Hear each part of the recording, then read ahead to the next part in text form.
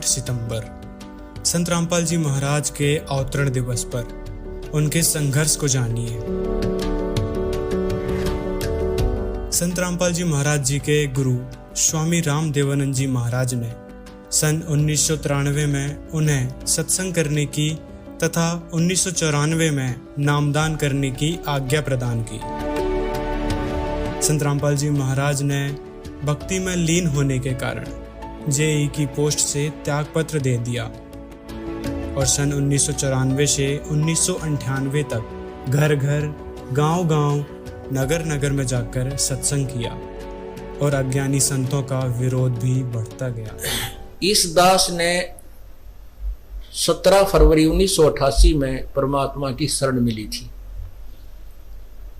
और उस दिन के बाद 6 वर्ष 1994 तक दास ने जेई की पद पर सर्विस की। काम करते, अपनी ड्यूटी करते करते भी हम भक्ति करते हैं। हमारा रूल यही है, काम भी करो, भगवान ना भूलो, बुराई छोड़ दो।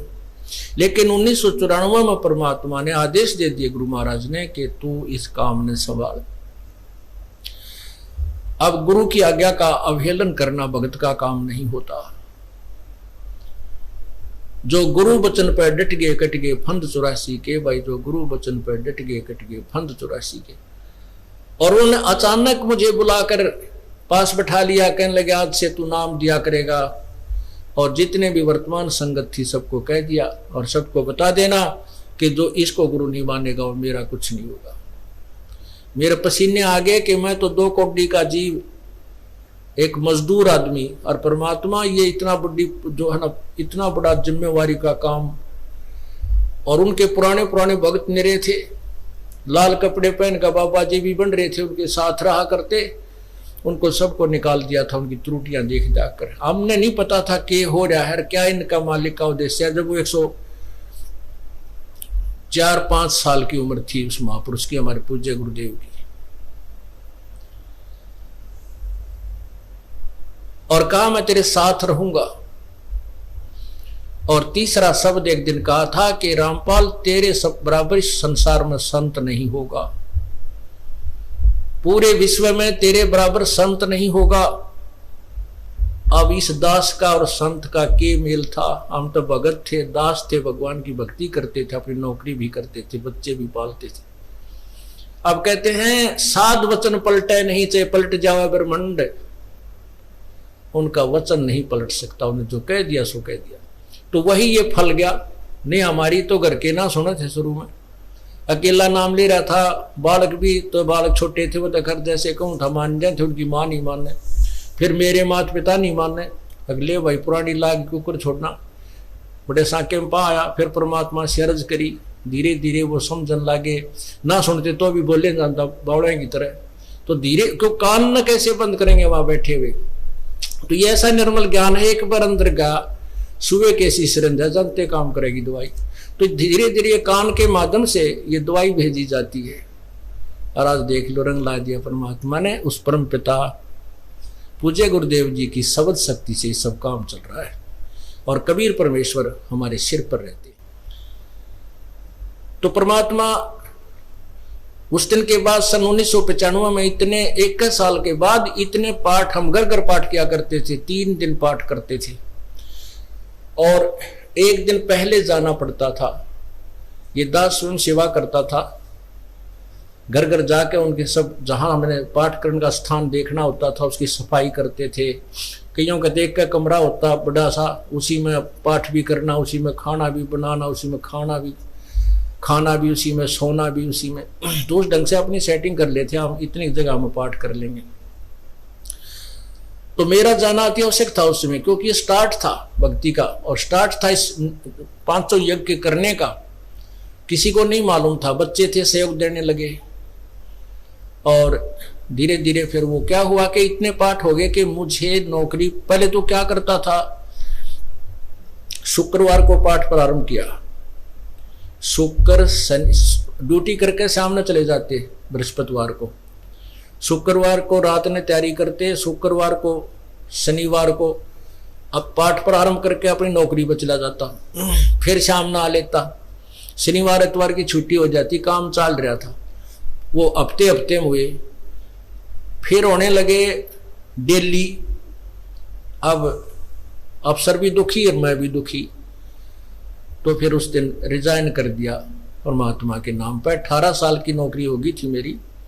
हालांकि कुछ और भी हमारे साथी कह रहे थे भाई अभी 2 साल और डट जाओ, आपकी पेंशन बन जाएगी। वाह भैया, पेंशन तो करा कितनी बार होगी। जो पेंशन ई बनेगी ना, या कद्दे नहीं बनी थी, या असंख्य जन्मों की पेंशन बन जाएगी। तो वो तो इस बात को नहीं समझे थे, उन्हें तो मुझे मूर्ख ही समझा।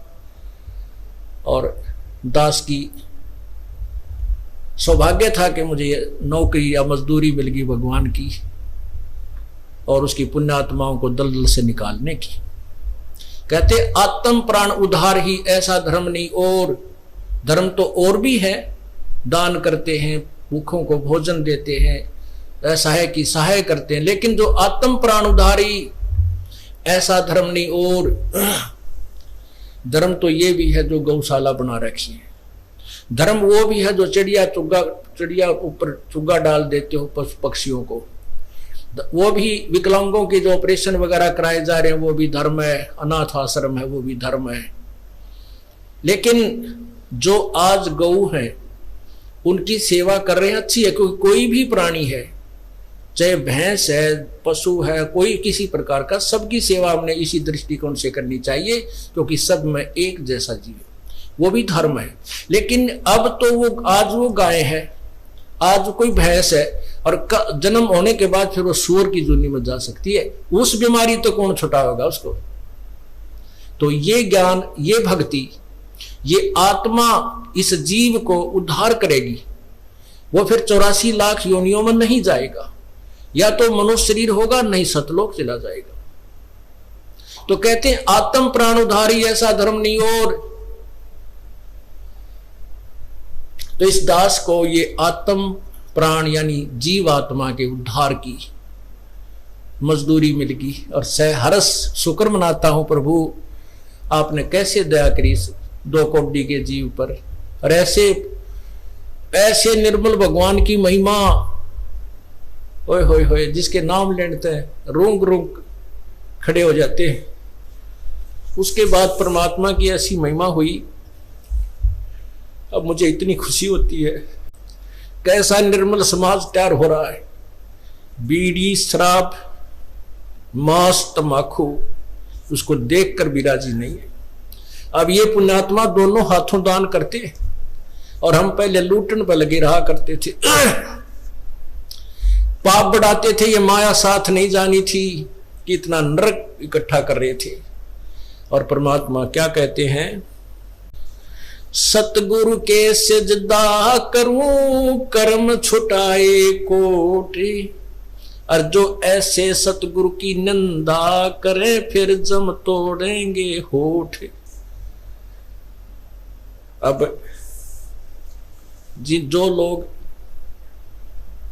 बिना देखे सोचे समझे और भक्तों की, संतों की बुराई करते हैं, अब क्या बताते हैं कि सतगुरु के सजदा करो जिसने कर्म छुटाए कोट, करोड़ों पाप कर्मों से हटाकर और पुण्य कर्मों पर लगा दिया।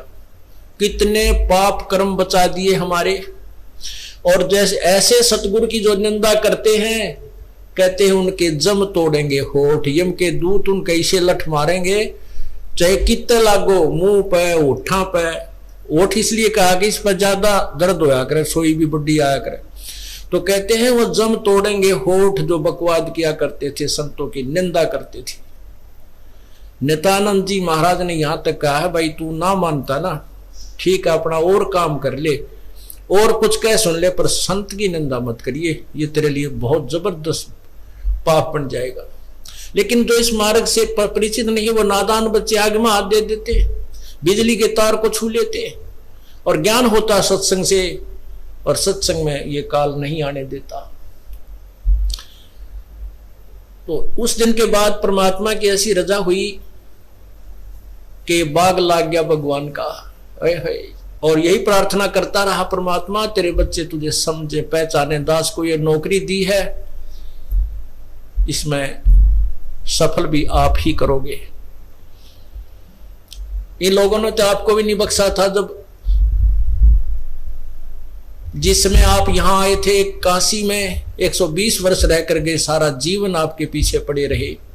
उन दुष्ट आत्मा स्वार्थियों ने अपने स्वार्थ के लिए जनता को सत्य ज्ञान नहीं समझने दिया और परमात्मा को बहुत यातनाएं दी गई।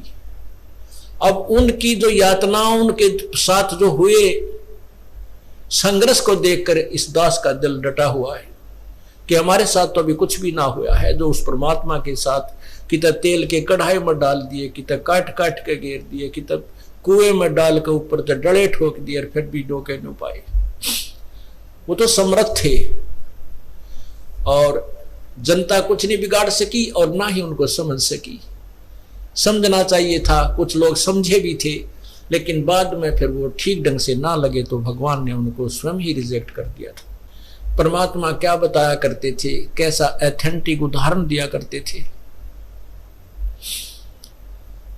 अपने आत्माओं क्या बताते हैं, भाई सिर साटे की भक्ति है और कछु नहीं बात, सिर के साटे पाई यो अवगत अलख अनाथ। अब शीश कैसे देना है, शीश ये नहीं भाई काट के सिर चढ़ा दे भगवान के चरणों में, ऐसे नहीं। जैसे आपको परसों के सत्संग में सुना था कि गुरुदेव को समर्पण कर दिया जाए। समर्पण का अर्थ यह है कि जो आज्ञा दे वही की जाए, चाहे वो बुरा लग रहा है चाहे अच्छा लग रहा है, उसमें हमारा हित है, अति हित होता है। और संत क्या कहते हैं, भाई बीड़ी शराब मांस तम्बाकू ये मत पीना। संत कहते हैं चोरी जारी नहीं करना, डाके ना डालना, किसी की जेब ना काटना, ये महापाप है तेरे लिए। अपना करके खाना बेटा, भगवान भजना, इससे तेरा कल्याण होगा। और हम यही वचन नहीं मानेंगे तो फिर यहाँ स्कूल में आने की आवश्यकता क्या है, इस विद्यालय में सत्संग में आने की आवश्यकता क्या है।